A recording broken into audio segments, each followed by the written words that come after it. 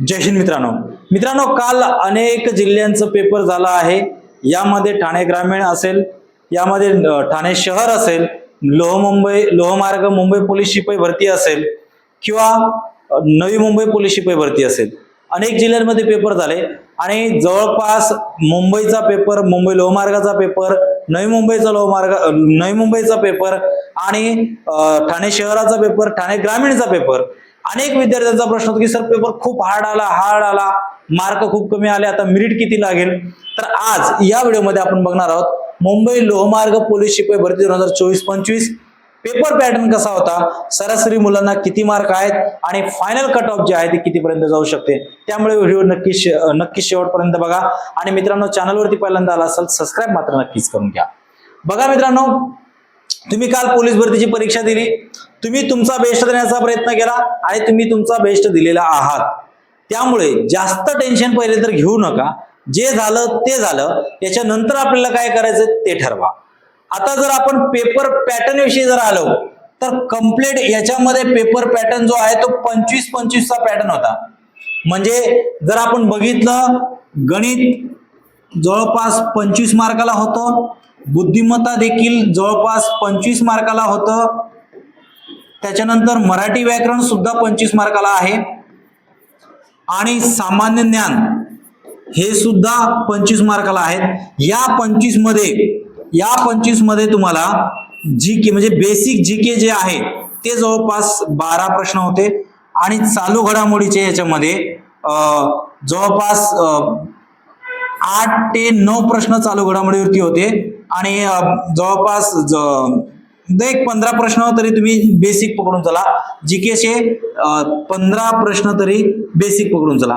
तर अशा पद्धतीने पेपर पॅटर्न होता, 8 ते 10 प्रश्न चालू घडामोडीचे होते। तर हा पॅटर्न होता लोहमार्ग पोलीस शिपाई भरतीमध्ये।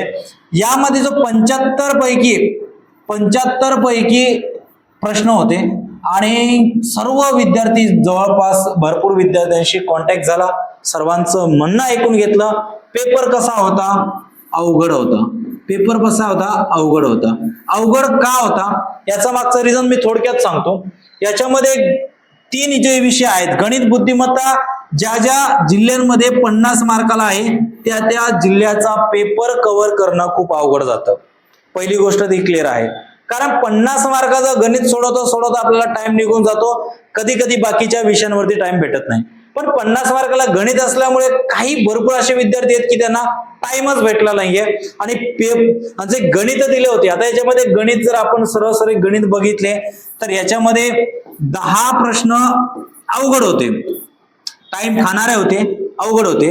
15 प्रश्न ठीक होते। याच्यातले जर बघितलं आपण 10 प्रश्न सोपे होते, 5 मध्यम होते आणि 10 प्रश्न अवघड होते गणिताला, आणि या 10 प्रश्नामुळे वेळ गेलेला आहे मुलांचा। जर आपण बुद्धिमत्तेचा विचार केला तर या बुद्धिमत्तेमध्ये सुद्धा कमीत कमी 10 ते 15 प्रश्न वेळ खाणारे होते, अवघड नव्हते, वेळ खाणारे होते आणि त्यामुळे मुलांचा वेळ इथे गेलेला आहे, या गणितामध्ये गेलेला आहे। जास्तीत जास्त शाब्दिक एक्झाम्पलचा मारा त्यांनी केला आणि हा जो पॅटर्न आहे ना मित्रांनो, 2023-24 ची ज्यावेळेस भरती झालेली, नाशिकचा एकदा पेपर बघून घ्या, सेम पॅटर्न, नाशिकचा पॅटर्न सारखाच पॅटर्न नवी लोहमार्गाला आलेला आहे। सरासरी या पेपरला, म्हणजे हा पेपर जो म्हणतो आपण अवघड आहे, अतिशय अवघड नाही आणि अतिशय सोपा पण नाहीये, मध्यम लेवलचा पेपर आहे। थोडासा अवघड आहे म्हणजे कसं मित्रांनो, 80 पर्यंत सरासरी मुलं जे 1 वर्षापासून 6 महिन्यापासून चांगल्या पद्धतीने अभ्यास करतायत ते 80 पर्यंत सरासरी मार्क घेऊ शकतात। जे नवीन असतील, पहिल्यांदा पेपर दिला असेल, त्यांना तर ते अवघडच जाणार आहे, पण ज्यांचा अभ्यास स्ट्रॉंग आहे त्यांना 80 पर्यंत ऍव्हरेज आहे, भेटू शकतं पेपरला। म्हणजेच ग्राउंड जर तुमचं 45 असेल आणि 80चा जर पेपर तुम्ही काढलात, सर्वसाधारण तुमची टोटल 125 मार्काची होते आणि फायनल कट ऑफ जर आपण एकंदरीत ओपनचा फायनल कट ऑफ जर आपण बघितलं, एक अंदाज, याच्यामध्ये 100% बदल होणार, यात काही शंका नाहीये। मी असं म्हणत नाही की तुम्हाला कमी मार्क आलेत मग तुम्ही बोलणार की सर आम्हाला डिमोटिवेट करू नका। मला कुठल्याही विद्यार्थ्याला डिमोटिवेट करण्याचा उद्देश नाहीये, विषय समजून घ्या। पहिली गोष्ट म्हणजे मी तुम्हाला पेपर सांगितलं, अवघड म्हणतायत तुम्ही पेपर, ठीक आहे, मान्य आहे आपण अवघड आहे, पण याच्यातले 75 प्रश्न तर तुमचं करेक्ट यायला पाहिजे होते, पहिली गोष्ट. आणि ह्याच्यामध्ये जे काही उरलेले 25 प्रश्न आहेत याचा अक्का बक्का तुक्का लावून सुद्धा 10 प्रश्नापर्यंत बरोबर काढू शकतात. 85, 80, 85चा ऍव्हरेज तुमचा जर अभ्यास चांगला असेल, म्हणजे अभ्यास तुम्ही अतिशय उत्तम जर केलेला असेल, तर तुमचा ऍव्हरेज 80 पर्यंत पाहिजे कुठल्याही पेपरमध्ये. पेपर जरी अवघड असेल तरी याच्यामध्ये टॉपर किती मार्काचा येतो त्याच्यावरती आपल्याला कळणारच आहे. अजून मुलांचे मार्क किती येत आहेत ते आपल्याला समजलेलं नाही. जेवढे मुलांचे मार्क समजलेले आहेत त्यानुसार 80 ऍव्हरेज मार्क ज्या मुलं अभ्यास करतायत, प्रॅक्टिस करतायत, त्यांना तेवढे मार्क पाहिजे. आणि म्हणून मी एक अंदाज टोटल लावला की 45 ग्राउंड, 80 पेपर, 125, कारण ग्राउंडची मेरिट ऑलरेडी जास्त लागलेली आहे. म्हणून हा जो पॅटर्न आहे एकंदरीत 128 पर्यंत ओपनची मेरिट जाऊ शकते. म्हणजे 125 ते 128 पर्यंत जाऊ शकते, कारण पेपर पॅटर्न अवघड असल्यामुळे ओपनची मेरिट 125 ते 128 पर्यंत जाऊ शकते. मित्रांनो, अजून मुलांचे मार्क आलेले नाहीत. तुम्ही व्हिडिओ जर बघत असाल तर तुम्हाला किती मार्क आलेत लोह मार्गाला नक्कीच कमेंट करा. त्याच्यावरून सुद्धा आपल्याला मेरिट बनवता येईल, असं काही नाहीये. तसं मी संध्याकाळी लाईव्ह येणारच आहे, मुंबईवाल्यांसाठी येणार आहे, ठाणे ग्रामीणवाल्यांसाठी सगळ्यांसाठी लाईव्ह येणारच आहे. तर बघा, ऍव्हरेजली 125 ते 128 ओपन सर्वसाधारण बघा. आणि नंतर कास्टचा जर विचार केला आपण तर तुम्हाला सर्वांनाच माहिती आहे, ओपनची 128 मार्काची मेरिट लागली म्हणजे कास्ट 125 ते 126 अशी मेरिट लागणार आहे. ठीक आहे. तर अशा पद्धतीने आता लोह मार्गाचा पेपर होता, पेपर पॅटर्न होता, 25-25चा पॅटर्न यूज केलेला.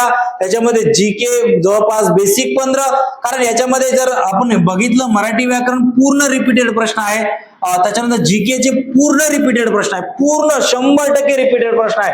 म्हणजे जीके चे 15 प्रश्न बघितले, मराठीचे 25 प्रश्न बघितले, 15 आणि 25 100% रिपीटेड आहे. ज्या विद्यार्थ्यांनी मागच्या जुन्या वर्षीचा प्रश्नपत्रिका पाठांतर केलेले आहेत, एकदम तंतोतंत सोडवलेला आहे, त्यांना या जवळपास 40 पैकी 40 मार्क 100% मिळणार. आणि ज्यांचं गणित चांगलं आहे, बुद्धिमत्ता चांगला आहे, 50 पैकी या दोनच घटकामध्ये तुम्हाला चांगले मार्क मिळू शकतात. जवळपास 50 पैकी 35 ते 40 मार्क ऍव्हरेजली तुम्हाला मिळू शकतात गणित बुद्धिमत्तामध्ये. 35 ते 40 प्रश्न म्हणजे हे 40 पकडा आणि हे 40 पकडा, ऍव्हरेज 80 प्रश्न तुमचं सर्वसाधारण उमेदवार जो मध्यम लेवलचा अभ्यास आहे त्याला एवढा ऍव्हरेजली मार्क असणार. बाकी ज्याचा एकदम अभ्यास ओके आहे, चांगला आहे, त्याला 85 ते 90 मार्कापर्यंत टोटल जाऊ शकते त्या विद्यार्थ्याची. 90च्या पुढचं मार्क घेणं कठीण आहे, मान्य करतो आपण, पण ज्यांचा अभ्यास एकदम स्ट्रॉंग आहे ते इथपर्यंत मार्क घेऊ शकतात आणि ऍव्हरेजली इथपर्यंत मार्क भेटू शकतात.